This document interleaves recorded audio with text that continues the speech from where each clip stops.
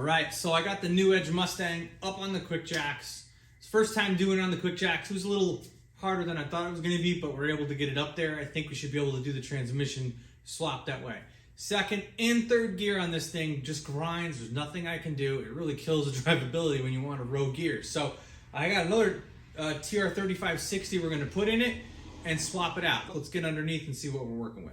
So right out of the gate, the first weird thing I noticed about this shifter when I was driving it was the fact that they made like a, makeshift short throw shifter. That is not going to work. So I got a new shifter and a new shifter lever that we're going to use for this. So pop this out. We'll pop this out. There. We'll pop that guy out, which is really easy considering that this is all jacked up.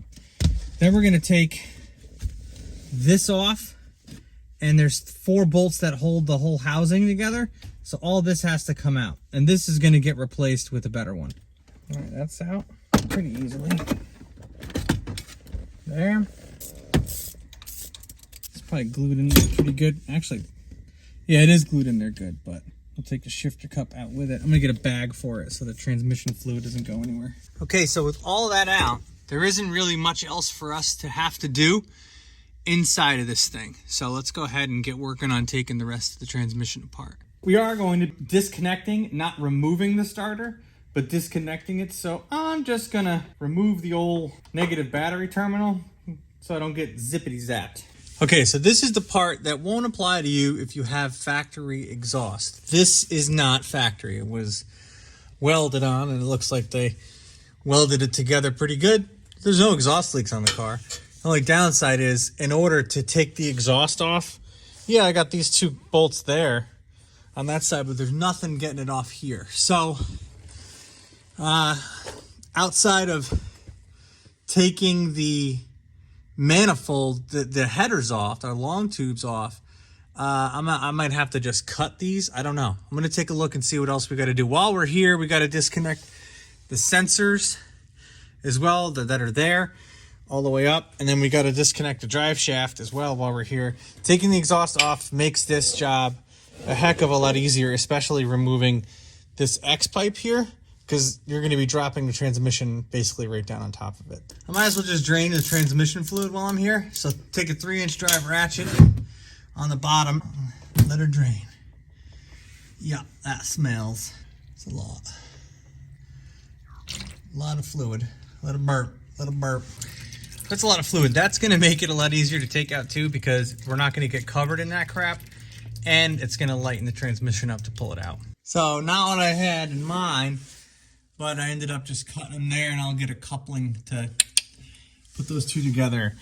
To get the exhaust off, I think I might just unbolt these to get the X pipe off, and that would be the easiest way. All right, now all the exhaust is cut away. We're going to go ahead and remove the drive shaft.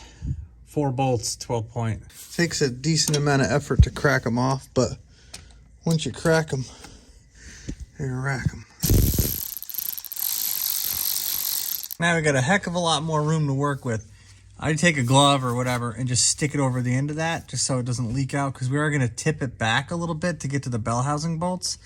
I just got to get some clips and cut this off, disconnect that sensor, and then there's 2 sensors up there I got to disconnect.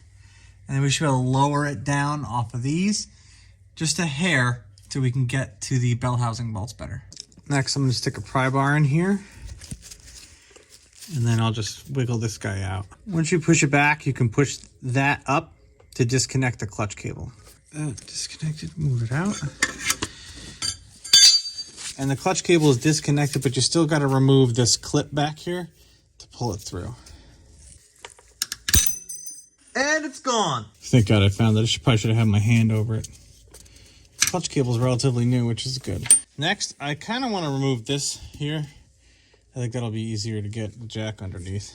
Last thing I do before I unbolt the transmission from the bell housing is I have to remove 1, 2, 3 bolts to remove the starter. We're not going to disconnect the starter. I disconnected the battery. We're good.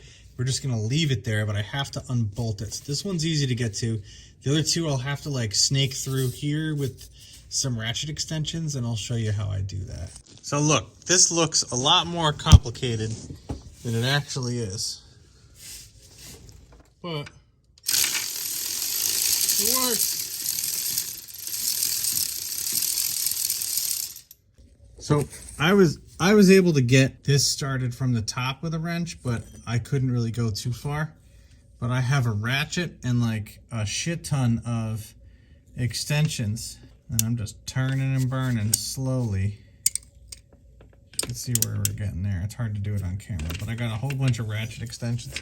If you can see what we're doing, I kind of hold it up here, and then as I turn slowly, the top one comes out. All of the bolts are unbolted. I also got a little flex head ratchet wrench to get the top, and just kind of slowly worked my way. It was a huge pain in the butt, but doesn't matter, any car you do where the top bolts, they're just no fun. But now that we got all the bolts out, try to pull the transmission back.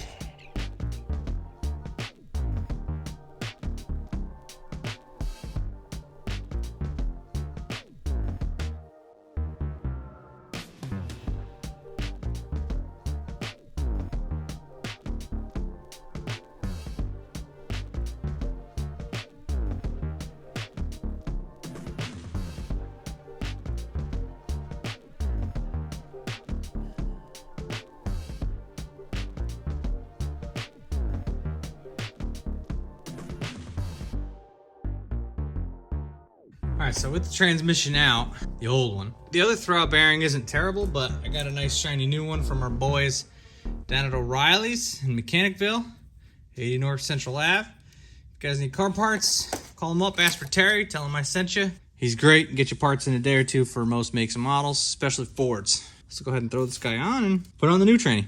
I know some of you guys are probably watching this video and being like, Ken, why are you not doing the clutch? Well, this clutch is fairly new. It felt great. Wasn't the reason the car wasn't shifting right, and the pilot bearing seems to be in good shape.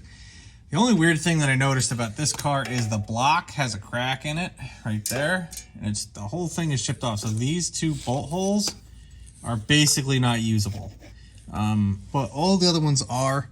So the transmission felt fine. It was on there good. They had it in there good.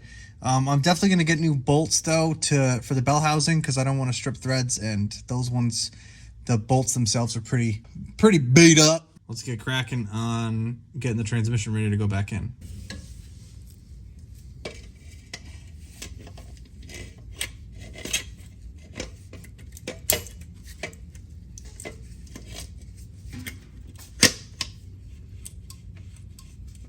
So a couple of things I want to add a little peace of mind to before I put the transmission back in.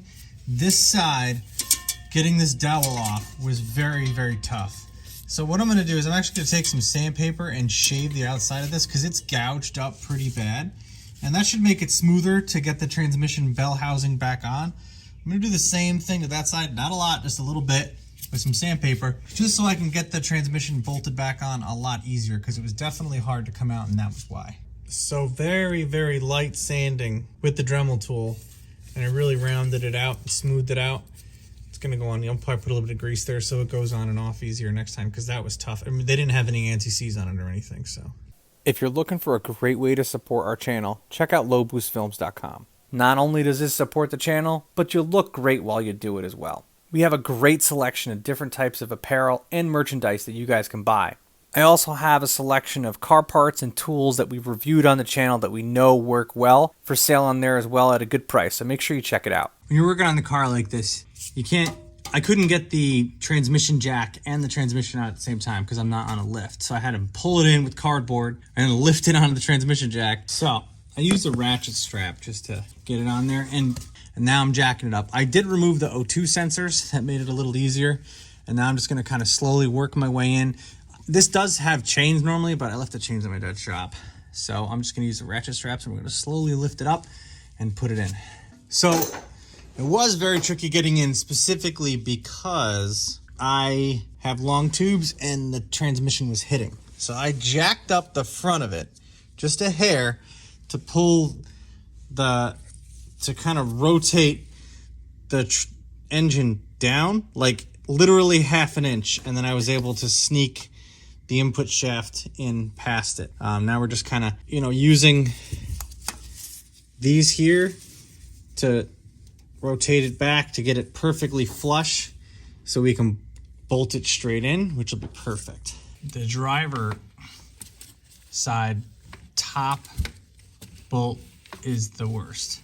Once I got it in far enough, I was able to get this over it with my hand, put my finger here, let the ratchet drop and tighten, drop, and tighten, drop, kind of like that. But keeping my finger on it so the ratchet wouldn't fall off. This worked a wonder too. All right, before I put everything back together, I just wanted to, I'm not fully gonna drain it, but I just wanted to just pull the plug on this to see exactly how much fluid was in there. If there was fluid in it, I put 4 quarts in it as it calls for it, then I'll overfill it. So I just went ahead and just drained it off, as you know, most of it out of there, and then we'll put the new stuff in. Although that looked pretty new. So it looked like this transmission was either freshly rebuilt or something. All right, so now that she's all bolted in, we gotta put transmission fluid in this thing. Now there's 2 ways to do it. You can use the fill spot on the side, or you can just dump it in from the top. You just gotta make sure it doesn't get messy inside the car. Our boy Terry down at O'Reilly's hooked us up with some Royal Purple Synchromax. Said this is the best stuff to put in it. It should work with the car. So it calls for 4 quarts of that, so we're gonna dump 4 in there.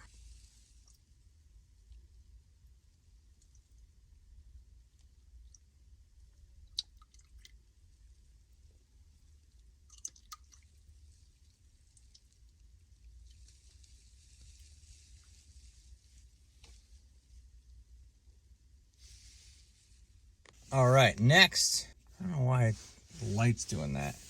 Next, we got to put a seal of this black silicone adhesive around this here. Once we do that, then we can shove the shifter on to create a nice seal so it doesn't leak. Very light. We're not gonna go crazy. Now, we'll shove the shifter on and put the bolts back in. Like I said in the beginning of the video, this one was cut off, so I got another one. I got another shifter online. We'll just use that one. I'll use it in the highest setting, that way it's closest to me. We'll go ahead and drill it. We'll go ahead and bolt that in. So putting it all back together, the car actually had the original shifter. So that is original shifter on it. I don't know if that is the original shifter location with that shifter arm that I got, but I definitely like the way that feels. It shifts great into first and second. Unfortunately, thirds, it actually won't go into third at all. But I think it's just the shifter detents, so I might be able to replace those springs without actually taking the whole thing apart, or just make some slight adjustments to figure out a way to do that. And I might do that in a separate video. My clutch pedal was missing the grommet on it, so I just got some cheap pedal holders, and actually makes it a lot easier to heel toe now, which I like.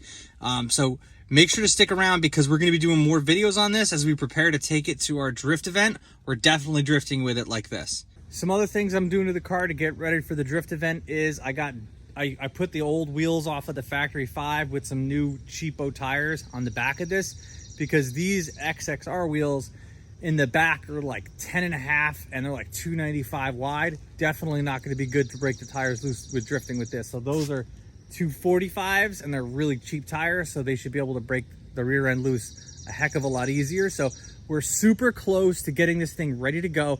Next week I'm putting the race seat in this, and then we're going to go drifting. So make sure you guys subscribe and follow along to all the updates on this car, because we're going to go sliding real soon. Thank you guys for watching. If you can't wait until next week's video, make sure to check out these videos that I already have ready to go.